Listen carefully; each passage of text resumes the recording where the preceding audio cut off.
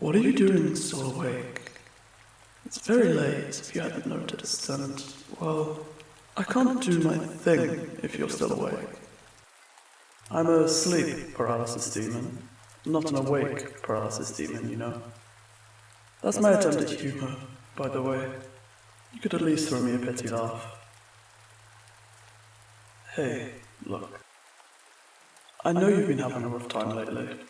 I'm not stupid, and I see you every night, even if I don't act scary or give you nightmares. I'm not a total monster, you know.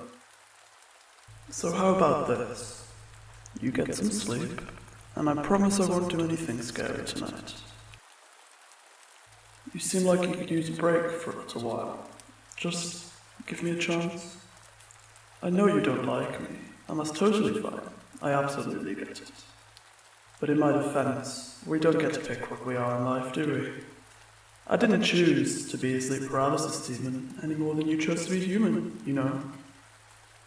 But I know I haven't been helping lately, and I don't want to pretend that it's okay just because it's my job. I feel really bad about the way I've treated you lately, because it looks like you're struggling a bit at the moment.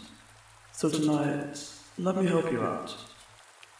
I'll keep you safe from anyone else trying to give you nightmares, or any monsters under the bed. You'll get a chance to rest and recharge. Do you mind if I sit on the end of your bed? I'm really light, you won't even notice me. You don't normally do anyway, unless, you know, nightmares and all of that. Sorry about that again, by the way. But if you don't mind me sitting here, then I can be comfortable too. Your bed is really soft. Must be even better for you, all tucked up. I want you to know, by the way, you're doing really well. Even though I can tell you're having a hard time. I know it sometimes feels like you aren't, but you are. Every day that you get up out of bed and make it through the day, you're succeeding. Even if you don't manage to do everything you think you should have. Some days are just hard, and it's okay if all you did was cope. And, hey, you know what? This isn't how it's going to be forever. You'll be happier again. It's not your fault that you're struggling, and you have every right to feel scared and upset. Just because you see other people and they're apparently doing better than you, it doesn't mean anything. You only see the highlight reel of their lives, and guess what?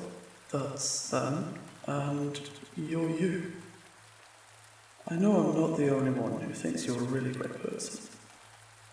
The unknowable, hideous thing that lurks in the corners and awaits inevitable doom. He thinks you're pretty great. He likes your jokes, and the way you carry yourself. Oh, I'm getting the impression you've never noticed Thu before. Yeah, we call him Thu. His full name's a little bit too long for everyday use. Well, he looks a little bit creepy, if you ever notice him, but he's a nice guy. Harmless, really. Just creepy looking. Cats and dogs stare at him quite a lot. Yeah, you know when they do that thing where they stare at a corner and go all weird? That's Thu. It's a shame, because he loves animals, really. Well, anyway. We have faith in you. I know you're having trouble having faith in yourself, but I know you're going to get through this rough patch. I wish we could do more to help you out, because you mean a lot to us, me and Thu. Having a human around gives us a bit of company, and I'm really glad you're our human. I have some friends, and their humans are just nothing. Quite bland, really. They're happy enough with them, but you're different. You're definitely my favourite human I've ever been a demon for. And the reason you feel this way, I'm not going to pry, because it's, quite frankly, none of my business. Just keep in mind, it doesn't define you. Mental illness, physical illness, or grief. All of those things, they don't define you as a person. You are so much more than a diagnosis, or an event that's happened to you. You're so much more than you could ever imagine. I've known you long enough to be sure of that. I've seen what you can do when you're in the right headspace, that is. Settle in, and let sleep be a relief. You don't need to use this time to replay all of the things you feel you should or shouldn't have done. We can only make the best choice we have available with the information we're given at the time. Nobody deliberately sets out to make bad choices. Sometimes there's not even a choice available. You just have to play the cards that you're dealt and hope that it turns out okay. We've all been there. I know it sucks. You expect too much from yourself sometimes. You wouldn't expect anybody else in your position to be perfect, so why do you have to be? I mean, imagine if we had swapped places. You wouldn't treat me as harshly as you treat yourself. You definitely wouldn't say the things you say to yourself to somebody else. Sometimes, if you're treating yourself too harshly, it can help to pretend you're dealing with a loved one. Think about what you'd say or do for a friend, and do that for yourself.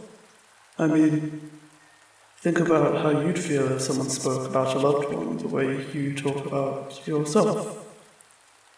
I don't know, maybe give it a try, see if it helps. Because you're my loved one. I wouldn't be anywhere without you. I want to see you happy again. You deserve to be happy. You really do. And that's not me putting pressure on you. If it takes 100 years, it takes 100 years. Things don't have to change all at once. You can start small. Don't beat yourself up for sleeping in. Congratulate yourself for getting up. Don't worry too much about the things you didn't get done. Just be proud of the things that you did. Because I'm proud of you. Very proud of you. Listen, it's quite late. Get some sleep. I'll stay here and keep an eye on you. You'll be okay. I promise.